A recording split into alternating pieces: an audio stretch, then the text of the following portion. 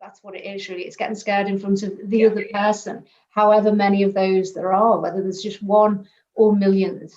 So I actually, experience for me is if there's less people, particularly if I know them quite well, I find that far more terrifying than just thousands of, nameless faces. I don't find that, well, I enjoy that, but when you, like, if oh, there's, so, playing to thousands of people or whatever, fine. If someone says, oh, play your guitar, and there's sort of 2 or 3 people there, so I don't know why I find that worse, but I just do.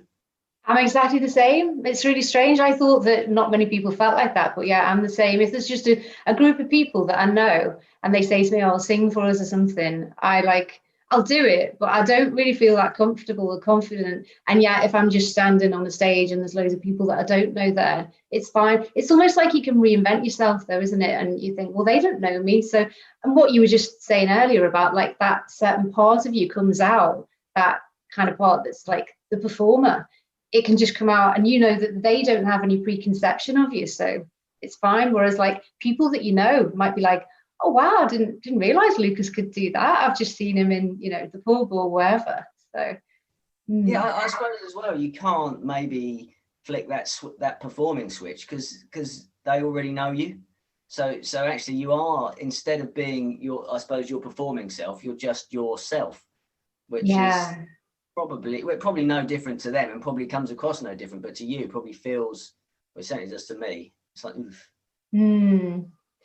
And there's something about as well being on stage, and maybe the spotlight's there, the lights are there, there's the people that down there in the audience, you've kind of maybe got ready for the gig, it's all kind of been a bit more properly done rather than just an impromptu performance. I think that can be like just easier in a way to get into. You just go through all those steps of like, right, this is me standing on stage doing my thing. I really admire those people that can just jump up at a party and just get the guitar out and start singing or something. I think I guess they are really comfortable in themselves. They just don't think about it at all.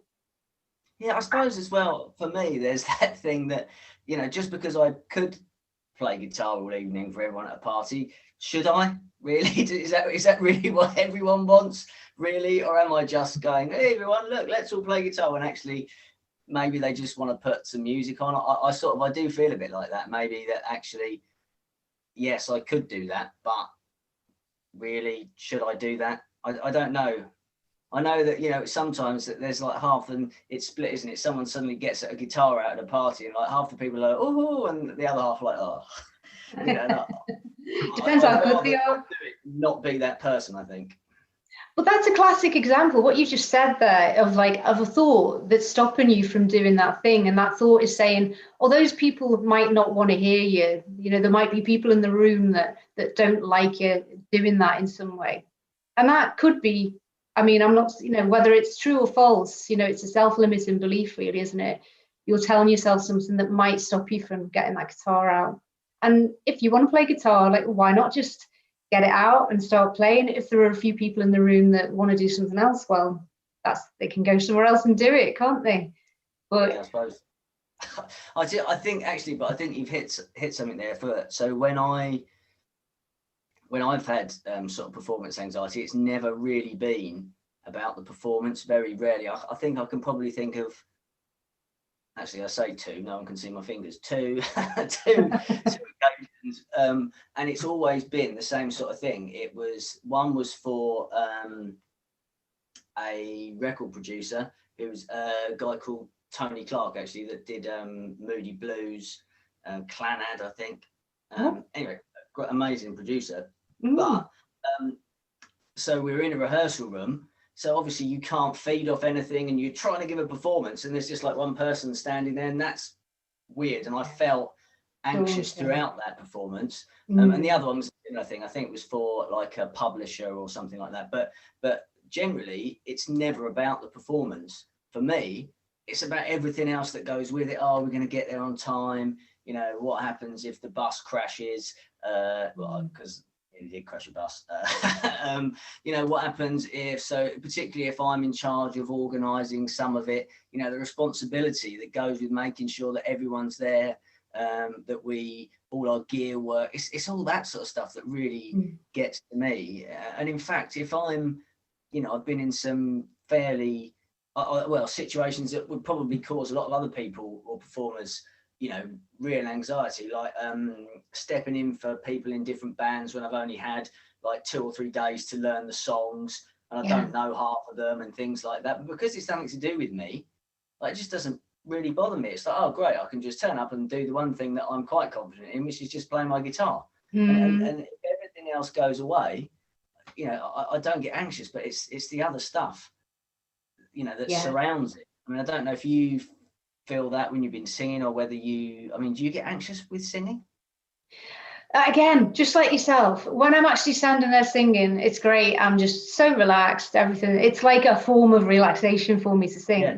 And that makes sense because you're breathing deeply, you're doing all the kind of things that you would do when you relax. So yeah, in general, it is a really great form of relaxation for me to sing. But yeah, the other stuff all around it, if I'm not prepared enough, maybe if I'm running late, or if something happens, like you say, the van might crash or something like that. Things like that are just going to set you back and put you in that kind of fight or flight mode. So if you're in that place and then you go to perform, it's going to sort of increase that anxiety. So yeah, it's going to make it harder for you to be able to just relax and perform. I suppose, though, for me, what's unusual is the amount of times that sort of thing's happened is so small compared to the amount of times that I worry about it.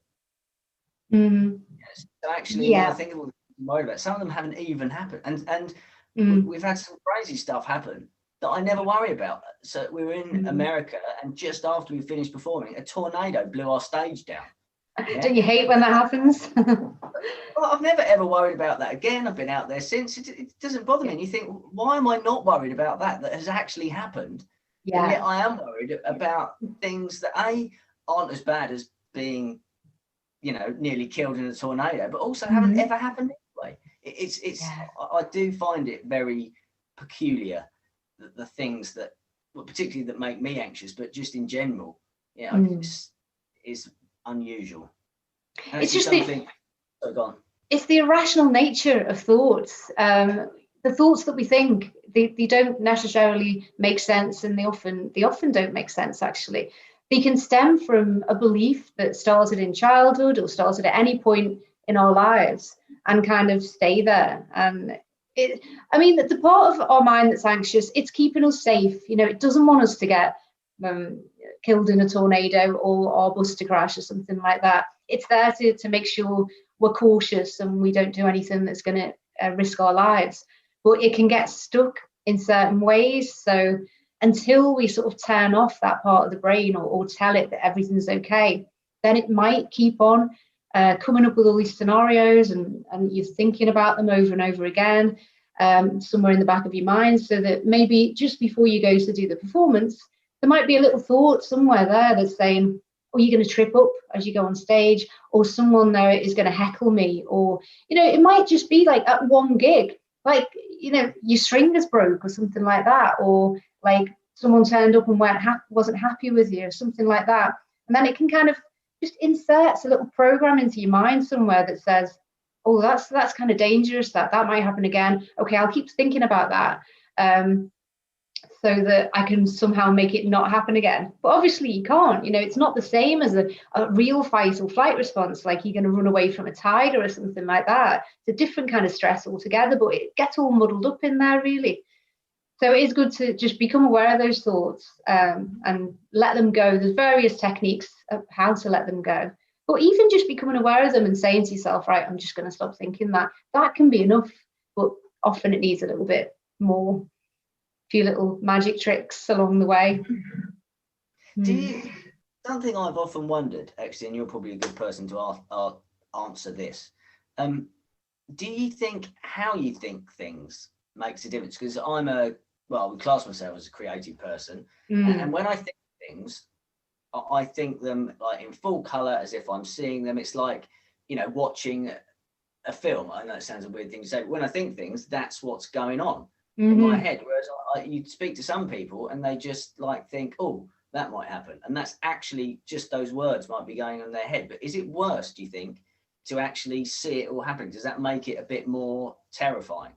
That's a brilliant point there. And it's actually one of the techniques that I use is very much along those lines of like, okay, how do you think that thought? And I want to really get as much detail as I can about how that anxious thought is being created.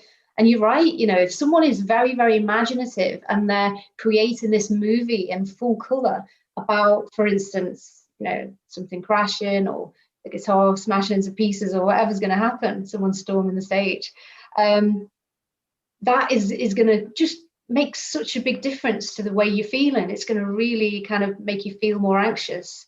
I mean, there are people that have more of an auditory way of thinking about it. They might have a voice in their head that continually tells them, you're not good enough. Oh, you're going to make a mistake. You're really rubbish here, that kind of thing. I always remember I went to see Nick Kershaw in concert a couple of years ago, and he was talking about when he did Live Aid and he forgot the words of his own song at Live Aid. I mean, you know, could you make a worse mistake ever?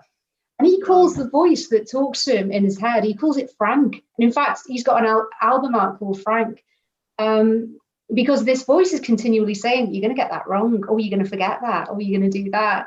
And it worked, you know, it happened. So, but I mean, I guess his form of therapy has been to talk about it at gigs, to make an album about it, things like that, and just be sort of really like aware of that voice that he calls Frank. But for someone like that was obviously so popular, you know, is there not something that he could have done about that so that it's not there? Yeah. And I just wonder why he hasn't done that. I think people don't realize that these things can be helped a lot of the time. They just think they're stuck with it. I mean, I get people coming to me that have had anxiety for years and years and years, and they think because they've had it for years, that means it's going to take years to get rid of it or it's never going to go away. But it can actually be resolved a lot quicker than it took to bring it up, really. But yeah, some people just, I mean, and I don't blame them, you know. Why are they going to know that it's going to be fixable unless someone tells them? And it's not like you go see a doctor and the doctor says, oh yeah, that can be fixed. They'll just maybe say, take these pills and that'll manage it. But yeah, there's lots of new techniques coming out now that can help it. I suppose I wonder, because he probably has access to more creative people, you know, and people that may have been in a similar position to himself that would have got over it. You just think that he would feel that it's something, maybe he feels that if he loses Frank, that maybe some of his creativity, maybe that's his creative edge. Do you know, it's weird, the questions you're asking, it's like you've already studied NLP, because that's another part of it all, like parts therapy, which would be, you know, that part of you that's causing the anxiety. It will also have a positive role in your life. It could be protective, it could be creative. Anxiety is a very creative thing. When you think about it, you're using your imagination to create really terrible situations in your mind. And that same creativity, that same imagination is going to be used to write songs or to like just create all the good stuff in your life as well. So yeah, it could be a thing that he might be a little bit worried about losing Frank, because that's that creative part of him. Yeah, I you know, I don't get anywhere near as anxious as I say that I'm better at dealing with it, and actually it has far less of an effect on my life. But I think that sort of edge that you have when you go on, I think I sort of need that, because now I sort of maybe labeled it more as excitement to start playing, particularly now since I haven't played a gig for almost a year, which is, you know, I'm amazed at how that has affected me actually, or how much I realise how important it is for me to play music. And I don't do, I better be careful. When I say I don't do proper gigs anymore, I don't mean, you know, that I don't mean that some gigs have a higher importance than others. But for me, I don't play any of my own stuff anymore. You know, I have done, you know, and I've toured my own stuff and recorded an album. I know that's brilliant. Now, you know, I just play, well, they are covers, but I suppose done in a slightly different way or whatever. But just, you know, me and and just do that. And we're just quite happy doing that, you know, in cafes really, and sort of bars and pubs and things like that. So you know, there's not a stage or a backstage or a dressing room or anything like that. But actually, I forgot what I was talking about. What was I talking about? We'll have to rewind it. We'll edit this out. Anxiety, yes, that's right. So no, we don't need to rewind it. It happens, doesn't it? Actually, being comfortable with things like that going wrong, I think helps to not be worried about it. Yeah, that's another great point. I'm sort of jumping onto a different question here, but when people were talking about, because I know they asked you about Zoom, you know, how do you, because that is sort of performing, and how do you not worry about that? Yeah. And actually, I think accepting if you make a mistake, even if you are recording it, okay, just if you make a mistake, it doesn't matter, and you can just sort of carry on. Yeah. But actually, then you'll probably make less. Yeah, be less definitely. ready. Yeah. And I think the thing with Zoom that is an extra challenge to people is that they're not just aware of that other person, those other people that are watching them. Say they're on a conference call, there's all these faces looking at them, but also they can see themselves. So like that can be really off-putting, seeing yourself kind of in a mirror, coming back to yourself, and you know, depending on, again, what thoughts are in your head about what you look like and how you present and everything. All those thoughts are going to be in there telling you in some way, oh, you're not good enough, you're going to slip up there, things like that. Having said that, though, so when I'm always looking at you, I'm either looking at you or I'm looking directly, I probably should have been doing a bit more, directly into the camera. I don't really, and I think I do that consciously so that I don't constantly think, oh God. Yeah. Actually, it's lockdown. Everyone needs a haircut. Okay, you know, and I just sort of think I just don't look, and I don't know whether that's maybe something. Yeah. That's a good idea. Helps. It should just, you know, you look how you look, and either look at the person, or straight into the camera. Yeah. Because otherwise, I mean, I would probably get put off a lot if I was looking at myself. Yeah. Yeah, and yeah. And I think, like I say, all those faces, you know, that in a conference call, the faces that can just like look back at you. I was working with someone the other day where they were imagining those faces were really disapproving and really frowning. And that was what the thought was in their head when they thought about that work conference call. So we simply just did a technique where we changed the faces to people that they knew, people that they were familiar with, people that were supportive, and made it happy, made it even humorous and things. And then just change that thought that was in his mind. So sometimes that's all you really need to do. Just get that thought and tweak it a little bit so that you can go into that situation much more confident. The other thing about Zoom calls that I find is people, you're often just sitting kind of maybe slumped over. You know, you're in this kind of space where it doesn't necessarily like make yourself feel that you're all confident, and like for someone that's really confident and comfortable when they're moving around, for instance, someone that maybe their comfort zone is like when they're out on the sports field, like maybe they're playing football or something like that, and that's where they feel really good because they're moving, and then they have to present as a confident person on a Zoom call when they're kind of sitting and like not like moving around at all, and that can be really difficult for them. So in that aspect, maybe change your state, like stand up while you're doing the Zoom call, like feel a little bit more like your posture's different. Even something like that, just changing state can be enough to help you. Oh, it's a sort of a way of doing it where you're more comfortable naturally.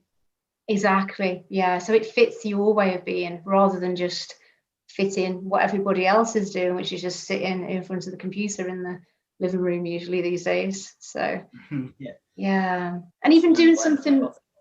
Yeah, I know you've got all your Star Wars figures and things there. That's good too, you know. Daughter's Harry Potter, Lego, and Star Wars stuff. Yeah. Awesome.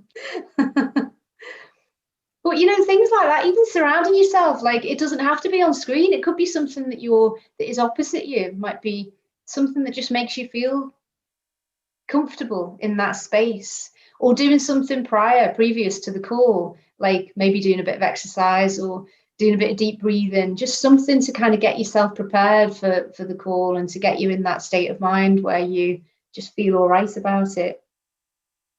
So I tell you preparation. what I had to do much earlier when lockdown first started. I did, because I used to teach, well, I still will teach ukulele at school. It's just I can't teach there at the moment. Ukulele in the school, and they had, so because it's only an infant school, they didn't have like online teaching where the teachers would teach. They just sent stuff out and were there because of the age of the children. But they had like a YouTube channel set up, and I did some ukulele videos like I would if I was teaching, but for the kids, and that was really different, because it was sort of a different dynamic of what I'm used to. So what I ended up doing, the only way that I could find that I could sort of come across in the right way, and because it wasn't live as well, it was recorded, so any little mistake you're a bit more aware. Live is different. But I stuck a photo of my daughter on the opposite screen, sort of like I've got a whiteboard there on there, and just imagine that I was telling her how to play, and that was okay. Brilliant. Other than that, I just found it was a really weird dynamic, because I wasn't really talking to the teacher or the parents. I was sort of teaching to the kids, but I was aware that I wasn't talking to them or coming across in the same way that I normally would if we were face to face. It was a weird dynamic, and I just found a way that actually, I mean, it wasn't brilliant, but it was good enough quality that they could stick it on the YouTube channel and they could, learn if they wanted. But it was but again, perfect technique, that, and that's a great tip for anyone. Put a picture of someone that you really trust, really makes you feel good. Obviously, your daughter is a great anchor, a positive anchor for you. So, especially with teaching, you're going to have that kind of nurturing quality then coming through on the videos. So that's going to be like perfect for what you need. So for any people, that could be a picture of anybody, or it could even be words, telling yourself that you're confident and you feel good in this moment, things like that. You can do it, all this kind of stuff, affirmations, whatever floats your boat, really. Now, I wanted to bring up the question that was asked by Mitch, because that was a great question as well. I think you might be able to answer that. So when you're performing, so some people will play an instrument and sing at the same time. And Mitch was like, how is that possible? And can it be learned? So, and again, look, this is only my opinion, sort of based on experience and, of teaching and playing. So I'm not a great singer, but I do have to do backing vocals and things like that. And actually often when there's things going on, particularly if you're in a smaller venue, actually there's a lot going on that you have to sort of be able to deal with when you're playing and stuff. And I think it's really one of two things. Either you are so comfortable and confident doing one of those things. Yeah, so for me, it's playing guitar. I'm so comfortable playing guitar that I can actually play guitar, and I suppose it happens in a compartment of my brain that I don't need to think about. So I'm playing guitar, and then I'm functioning sort of, separately, and that's when I can just play and then think, oh, what are these words, or okay, I've got to sing this, and I'm not really thinking about the guitar. And I'm sure, as a singer, if you're so comfortable singing, and you can play guitar, you can probably sing without thinking that much. You think, oh, there's a G, oh, there's a D. So I think that's probably what most people do, particularly, in my sort of what I'm expected to do, which is play guitar and sing backing vocals, which I really don't find easy, because I'm not the best singer. And actually backing vocals, actually, I'm not sure if you've ever done backing vocals, because you're like a lead, you're the lead, no, I've done plenty of backing vocals, right. Yeah. You're not singing the line that you recognise, so you're probably singing, a completely different melody than you would hear if you were listening to it. And also, you're not singing all of the words either, so there'll be a bit here, or you'll be going la la la over here. So it's something that you recognise if you're not a singer. And it's a completely different melody, and I've got so it's not, for me, I don't find that easy. However, that's not because I'm playing guitar, it's because I'm not very good at it. The guitar side doesn't really make any difference, and I can play some pretty complicated things on guitar, and it doesn't cause me a problem.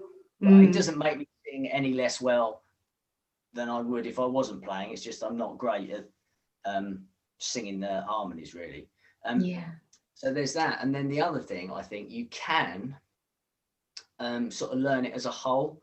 So you can learn the singing and the guitar at the same time, and sort of imagine it's a bit like learning sort of two parts of a puzzle that you're doing at the same time. You know, like when we drive, we're steering and changing gear and doing the pedals all at the same time. And it's rather than saying, oh, I'm so confident with steering, I don't have to think about that, I can do everything else. It's actually, you think, okay, as I steer, I'm changing gear, and you learn the actions at the same time. You can, as long as you can play and sing, I don't think, you know, you can learn it from scratch, but if you can play and sing, there are certain songs, particularly if you've got sort of like different rhythms that are quite complicated. If you learn one and then try to fit and interlock it over the top, sometimes it's easier to learn it at the same time, I think, more effective as a whole. But generally, I would say, if I had to say what's the majority, I would say that people that can do that can do one or the other so well and so confidently that they can just stick the other over the top. That makes loads of sense, and it's kind of like learning, and the driving the car example, that's perfect, because we all do like things that require lots of different things at the same time. Like driving a car, you need to, especially like if you're doing with the clutch and everything, so you're putting the car into gear, you're turning the steering wheel, you're checking the road, you're doing all the pedals and things like that. And when we first learn to drive a car, we're really consciously aware of what we're doing, and it feels really hard. We're like, oh, what do I put the clutch in first? What do I do? But eventually it becomes an unconscious exercise that we don't have to think about. Our muscles just remember what we're doing, what it's doing. And that's exactly what's happening. Like you say, if you're such a great guitarist to begin with, you can just do that. Like everything just flows. You don't have to think about it. And then you've got a bit of headspace to throw a bit of singing on the top and think about, well, what harmonies am I going to do here and things like that. So yeah, certainly, like I would imagine it's right for most people. The thing that they're the most confident with, they're just not really going to pay much attention to, because it's totally unconscious by them.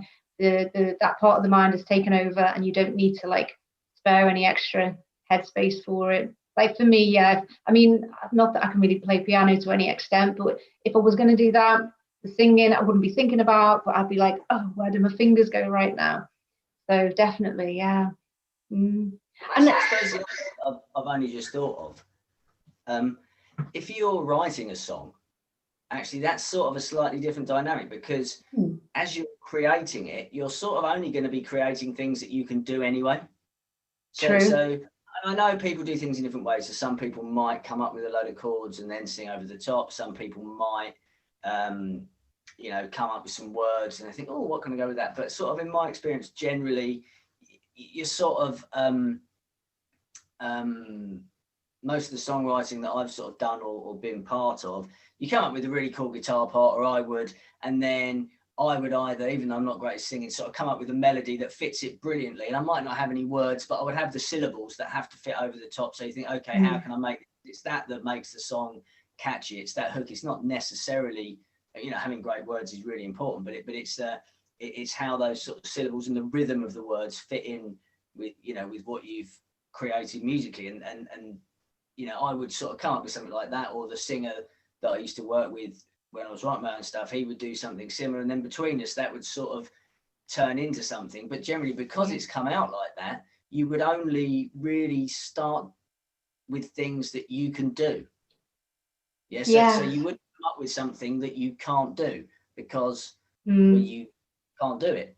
So sometimes you obviously come up with things that rhythmically or melodically fit in with what you can already do when you're playing. So I suppose actually coming up with something is different to when you're maybe covering something of someone else's or learning how to do something. I suppose that's different, because I suppose no one would be better to do it than the original artist, because it fits them so naturally, because that's why they did it. Yeah, exactly. That makes sense? Yeah, it totally does make sense. Yeah. And I really started speaking. I'm not quite sure whether it carried on. And I really respect people that do cover versions. There's certain cover versions that have been brought out that are actually better than the original, and you're like, wow, they did a great job there. But what you were talking by Bob Dylan, and I'm not saying I don't like Bob Dylan, but when I look at songs that the cover versions that people have done of his are just like unbelievable. Well, obviously like Hendrix and All on the Watchtower. Yeah. Oh, yeah, think of any now, am I? That's embarrassing. Well, Adele did You Can Feel My Love. Yeah, amazing. And he's obviously, didn't UB40 do one as well? It was probably. I know they did. But when you look at all the covers that people have done, they're such amazing songs, but they somehow seem to like have brought them to life even more. We're probably going to get millions of Bob Dylan fans suddenly turn us off and say horrible. How dare you? But you know, I just think actually he's one artist that's written some incredible songs, but yet when people cover them, they just seem to do such an amazing job. I know. They sort of make it their own, and I can't think of any other artist that applies for, really. Yeah, I mean, I guess it speaks to the standard of the songwriting, though, doesn't it? That, you know, you write a song and no matter what kind of style it gets done in, it's really shining. I think Taylor Swift is good for that as well. She writes these songs, and when they're pop songs, it's like, yeah, they're all right, but then someone else covers them in a sort of country style or something like that, and you're like, wow, that was actually a lot better than I realized it was. It's just the standard of the songwriting. Yeah, well, actually, Taylor Swift, because she was well, in theory, I suppose deep down she still is, because she started as a country artist. Like having spent a small amount of time, but enough in Nashville and sort of seeing the country scene. I'm never really a part of it, but seeing the country scene. If you're a country artist, all country artists that get anywhere can sing really well. They can play something. So, you know, it might just be, you know, very basic chords on a guitar that they can write, you know, put a song across or whatever.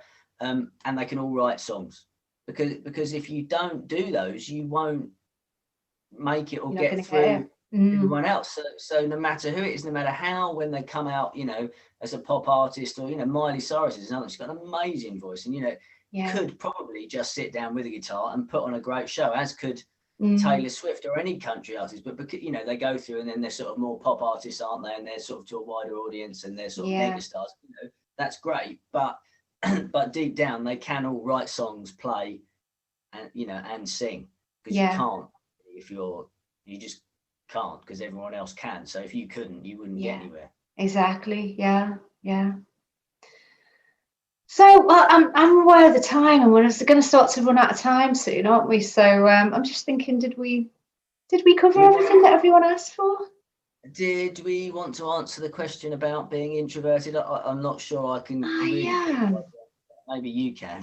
Yeah, well, I mean, I guess that it's to point out that, you know, if you don't feel like you want to be in the spotlight, if you feel like you're introverted and that's fine for you, then, you know, I just want to point out that, like, yeah, we're not trying to make everyone get out there and be on stage or be on Zoom. If it's not for you, then that's fine, no pressure. But I mean, I would say that in this day and age, like, it's getting more and more important to be able to put yourself out there, whether it's for a job interview, whether it's on a Zoom call. It's unfortunate, you know, if certain workplaces are pushing everybody to do these kind of things that some people feel uncomfortable with.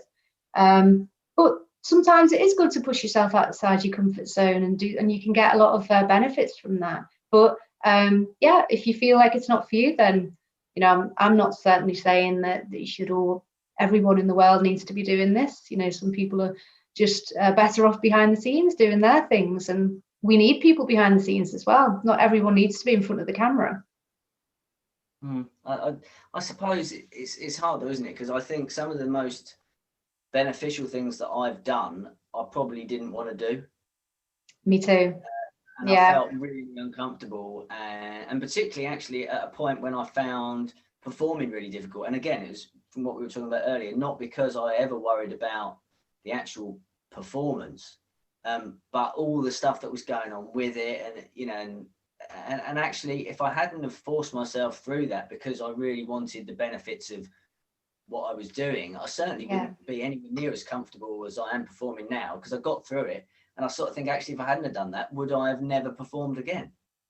You know, so it's different. I suppose it is an argument, isn't it? And there's no right and there's no wrong, but there is, You know, if you can do things that make you feel uncomfortable.